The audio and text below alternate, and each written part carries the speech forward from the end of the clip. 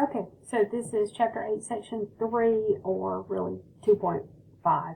We're going to look at a bank reconciliation. You can see the background of that showing on my page here. So let me flip this just one sec. We're in our book, and we're on page 300. And when you make bank transactions as a company, often they're still done in the old-fashioned way, meaning by paper, by hand. You go to the bank, you deposit checks. Some modern companies have an e-check reader, which is a little device that they drop a check in and it slides it back and forth, and it reads the magnetic imprintation across the bottom of the check. Walmart uses this, and they actually will hand you back the check at the counter and tell you they don't need it. They don't need those paper transactions. But a lot of small companies, especially here in the South, don't have that capability quite yet. You and I might have it already. We can take a picture with our phone, if we have a smartphone, of a check for deposit, and it's automatically deposited into our account. It may take a 2 or 3 day hold before the bank releases those funds, but not everywhere is using the technology that's completely available. So we're going to talk about this as if we were doing paper transactions. So basically, we take a check from a customer, we get ready to deposit it at the bank, we write up a deposit slip. If you look on page 300 in the book, you'll see an example of a deposit slip there toward the bottom. Let's see if I can get that and show you.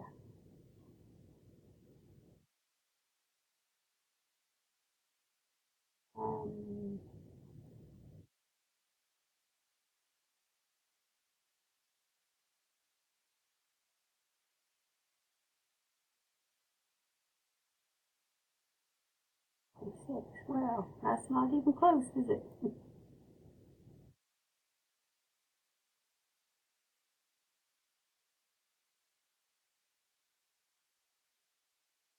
Alright, so here is a partial deposit slip. It lists the check routing number for the check, the amount of the check, and you simply add them up. The person who gave you the check doesn't need to be listed onto the deposit slip. I know this is sideways, but you can kind of turn your head like that and figure it out. There's also a copy of a check and the stub that a company might write at the bottom describing what the check was written for.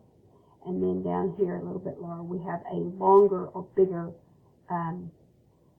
bank statement. Now this particular bank statement is very detailed and it's gridded and it's laid out pretty clean. I have found that most bank statements don't look quite that neat and they're that easy to read. So we've made it a little bit easier for you in the book, and we're going to try and keep you straight with those. So we're going into the homework. This particular homework assignment starts with number 11. Now, after you watch these videos, if you want to call me back and we'll go over any other homework problems, we can certainly do that. But this particular reconciliation asks us to describe and determine what effect the transactions have in which place. In other words, sort them out. Decide, did the transaction change or affect the bank balance or the books, the bookkeeping? Do we know about it at the books, or do only the bank know about it? And if so, do we have to make a journal entry or a change to what's shown in cash?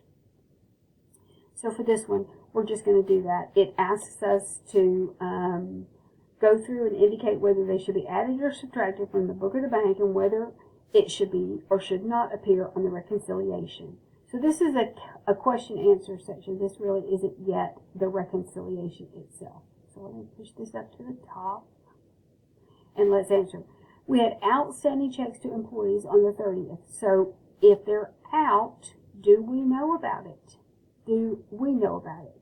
So the question here is, if we wrote the checks, then we don't do anything because we know about it. Does the bank know them?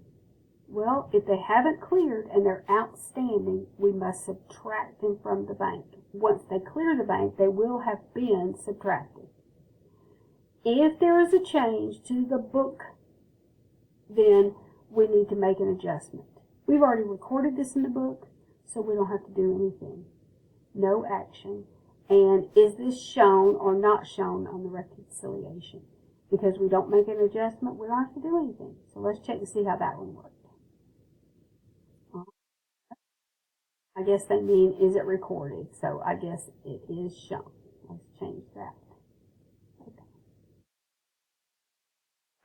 we'll go through each one of these and decide whether or not we have to do something.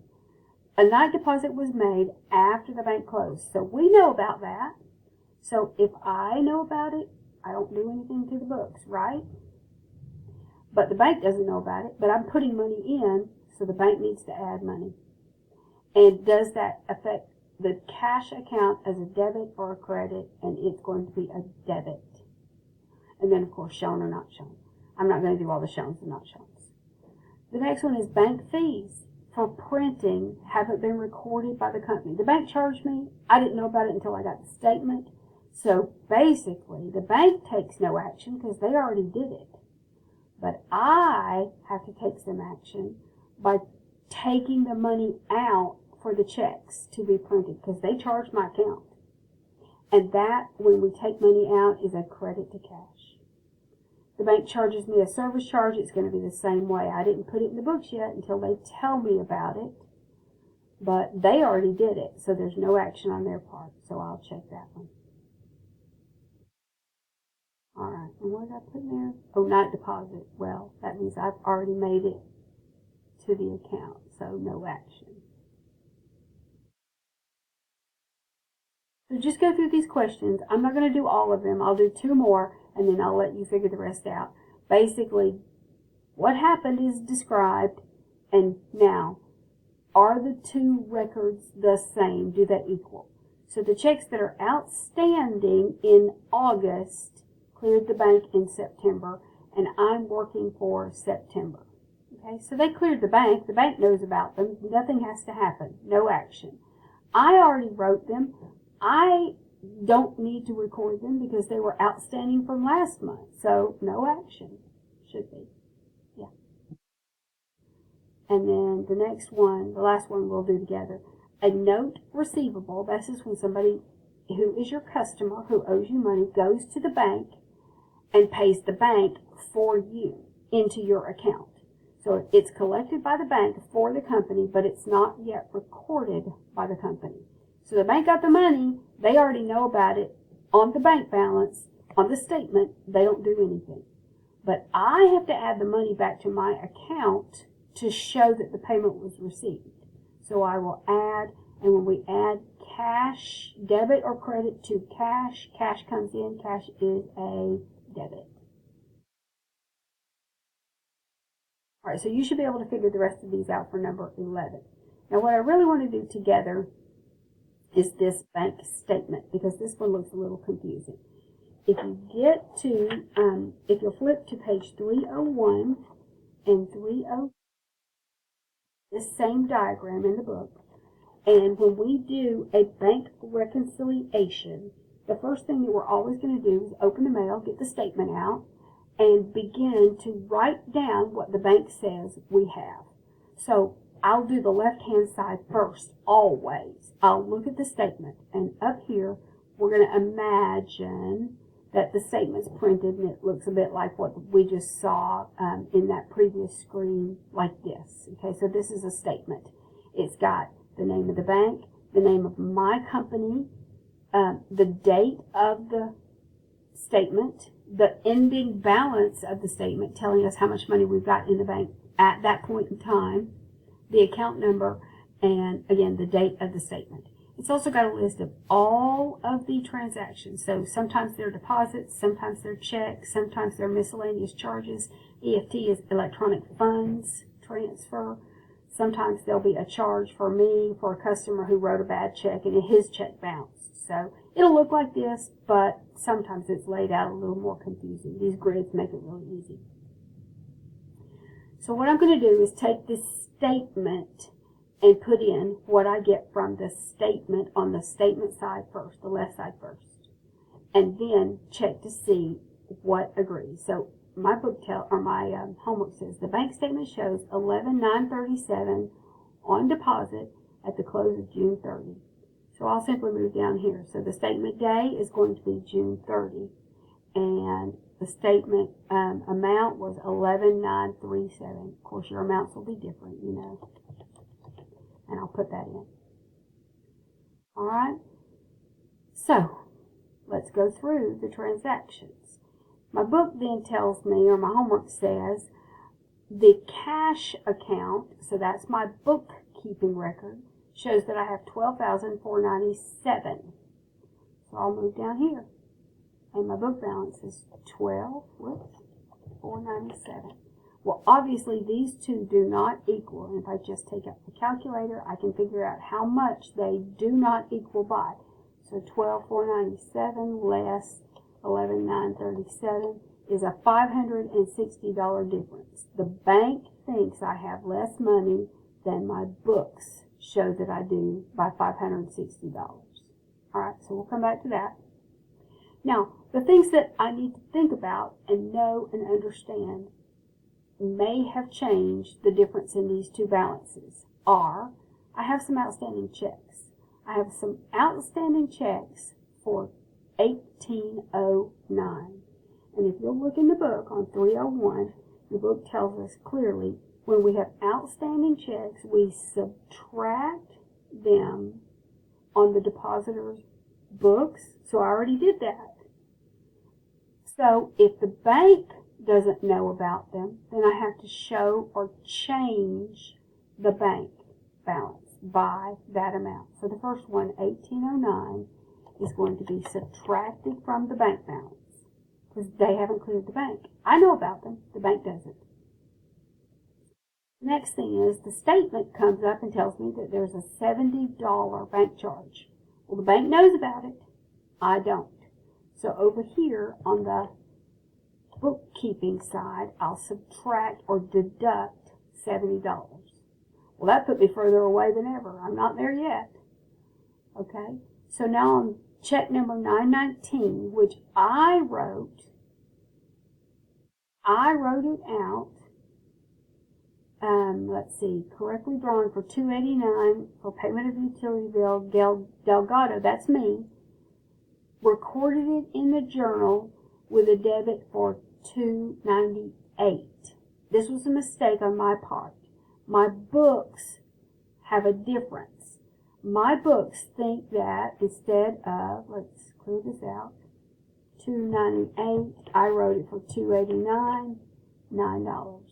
My books think that it should have been $9 more than it was. So to fix that, I have an error in the bookkeeping. I will have to deduct out another $9, and I'll have to explain what that is. So this is a error on check 919. This was a bank service charge. This over here was outstanding checks. So still not quite there. And then finally, the last thing I have to think about is there were cash receipts that were put in the night deposit after hours that were not in the statement. So I'm going to add the night deposit to the bank. So 2308 should bring me to balance 12436, 12418. Well, not quite. Let's see what we did. Deposit of June 30. 436. I bet that's double the 9. Let's see that. 12436 minus, what does the book say? 124. Yep, $18 difference. So if I know that that is exactly the $9, then I'm the wrong way. I have to go over here with the $9 and that one off. There was an error. 12427, 12427. Now my book agrees with my bank statement because I had a deposit that didn't show up, because I had some checks that hadn't cleared the bank, and because I recorded the check for too much. The bank actually cleared for the right amount, the $289. And I only figured out that because I was such a small difference off when I got to the end there. I doubled that $9 amount. All right, so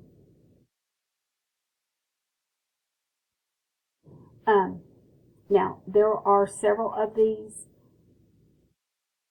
After you make the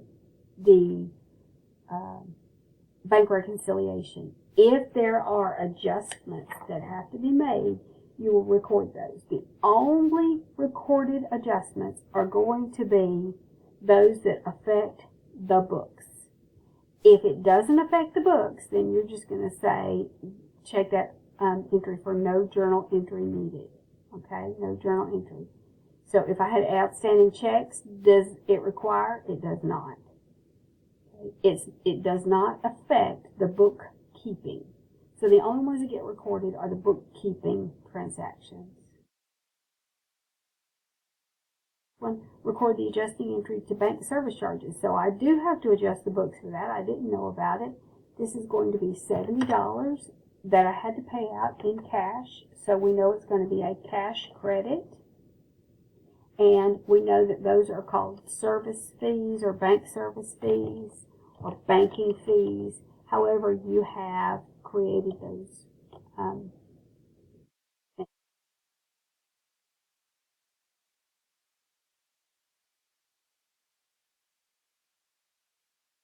Well, let's see, bank service charge.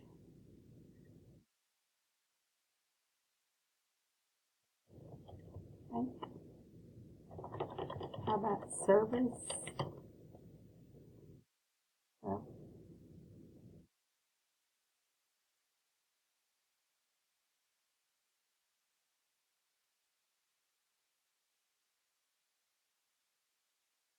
we'll try that.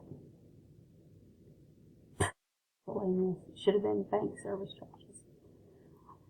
All right, number 3, record the adjustment to check 919. Well, it cleared for $9.